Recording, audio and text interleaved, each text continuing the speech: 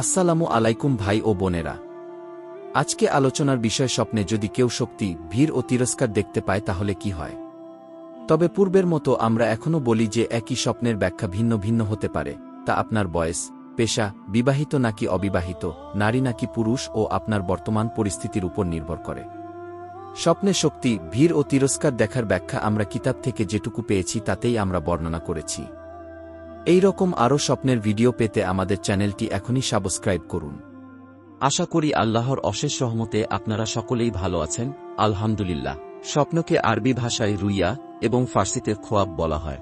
হযরত হুরায়রা রাদিয়াল্লাহু আনহু থেকে বর্ণিত, রাসূলুল্লাহ সাল্লাল্লাহু আলাইহি ওয়াসাল্লাম ইরশাদ করেছেন, রুইয়ায়ে সালেহা তথা ভালো স্বপ্ন আল্লাহর নিকট থেকে দেখানো হয়।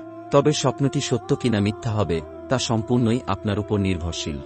ইসলামিক হাদিস অনুসারে যদি আপনি পাক পবিত্র অবস্থায় ডান কাঁধ হয়ে ঘুম আসেন এবং রাত 12টার পর থেকে ফজর আজানের আগে যদি কোনো ভালো স্বপ্ন দেখে থাকেন, তাহলে এটি আল্লাহর নিকট থেকে দেখানো হয়েছে এবং খুব অচিরেই আপনার স্বপ্নটি সত্য হবে ইনশাআল্লাহ।